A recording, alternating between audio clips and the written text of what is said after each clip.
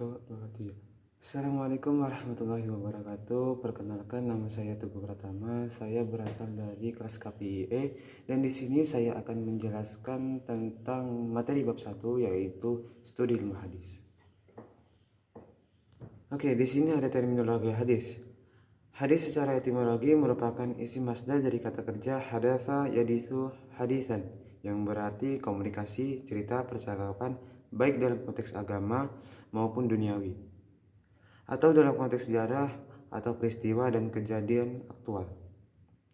Penggunaan kata hadis ditinjau dari sudut kebahasaan tersebut juga dapat ditemukan dalam Al-Quran disebut sebanyak 28 kali dengan rincian dalam bentuk mufrad 23 kali, 5 kali dalam bentuk jamak. Menurut Imam Azami, penggunaan kata hadis dari sudut kebahasaan dalam Al-Quran antara lain. Pendapat menurut Imam Azmi, yang pertama komunikasi religius, pesan atau Al-Quran. Yang kedua, cerita duniawi atau kejadian alam sebelumnya. Yang ketiga, cerita sejarah. Dan yang terakhir, rahasia atau percakapan yang masih hangat. Beberapa pendapat di kalangan ulama hadis dalam mendefinisikan hadis, yaitu yang pertama, bahwasanya hadis ialah segala perbuatan Nabi Muhammad SAW dan hal ihwalnya ialah segala perbuatan tentang Nabi Muhammad SAW seperti berkaitan dengan hikmahnya, karakteristik, sejarah kelahiran, dan kebiasaan-kebiasaannya. Yang kedua ialah segala sesuatu yang bersumber dari Nabi Muhammad SAW, baik berupa perkataan, perbuatan, ataupun takrir. Yang ketiga ialah segala sesuatu yang disandarkan oleh Nabi Muhammad SAW, baik berupa perkataan, perbuatan, pengakuan maupun sifatnya. Dan ini hadis menurut ahli usul nampak hanya terbatas pada perkataan Nabi serta tidak termasuk perbuatan, takrir, dan hal ilwah dan sifat-sifatnya. Namun demikian, perkataan Nabi yang dimaksud oleh ahli usul dapat dimaklumi karena bentuk-bentuk hadis yang terkadang disampaikan oleh Nabi Muhammad SAW dalam bentuk perkataan untuk menjelaskan perbuatan beliau, seperti perintah untuk melaksanakan sholat dan manasik haji.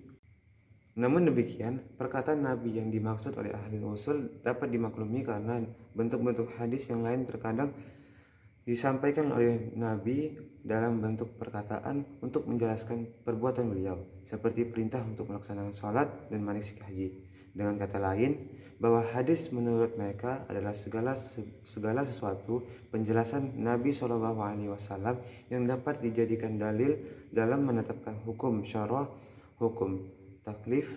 Dengan kata lain, bahwa hadis menurut mereka adalah segala sesuatu penjelasan Nabi Muhammad SAW yang dapat dijadikan dalil dalam menetapkan hukum syarah.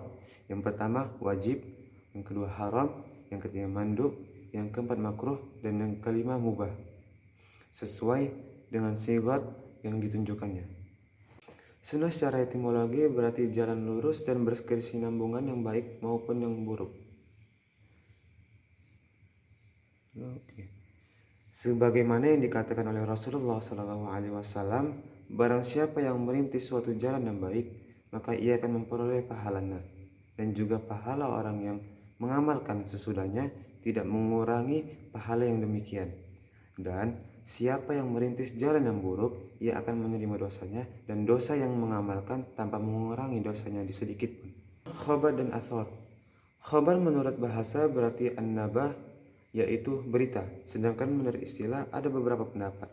Yang pertama, khabar adalah sinonim dari hadis, yaitu sesuatu yang disandarkan kepada Nabi Muhammad SAW dari segi perkataan, perbuatan, takrir, dan sifat.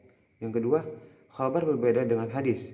Hadis adalah segala sesuatu yang berasal dari Nabi, sedangkan khabar adalah berita yang datang dari selain Nabi atas dasar dengan muhaditsin. Sedangkan asar secara etimologi berarti baqiyat. Dan yang kedua, khabar berbeda dengan hadis. Hadis adalah segala sesuatu yang berasal dari Nabi, sedangkan khabar adalah berita yang datang dari selain Nabi atas dasar dengan muhaditsin. Sedangkan athar secara etimologi berarti baqiyat al-syai', yaitu sisa atau peninggalan sesuatu. Sedangkan pengertian secara terminologi ada dua pendapat. Yang pertama, asor secara sinonim dari hadis, yaitu segala sesuatu yang berasal dari Nabi Shallallahu Alaihi Wasallam. Dan yang kedua adalah asor berbeda dengan hadis. Adapun kedudukan dan fungsi hadis. Yang pertama, pada masa Rasulullah Shallallahu Alaihi Wasallam tidak ada sumber hukum selain Alkitab dan Sunnah. Yang kedua, umat manusia dapat menemukan di dalamnya ajaran yang dapat memenuhi kebutuhan pembentukan hukum untuk mencapai kedinamisan dan kemajuan. Dan yang ketiga, di samping itu juga kita biasanya menemukan di dalamnya ajaran akidah, ibadah, kisah-kisah umat masa lampau, etika umum dan akhlak. Baiklah, sekian dari materi saya ilmu hadis. Jikalau ada kekurangan dalam penyampaian maupun perbuatan, saya mohon maaf, dan kepada Allah saya mohon ampun. Wabillahi taufiq wal hidayah. Assalamualaikum warahmatullahi wabarakatuh.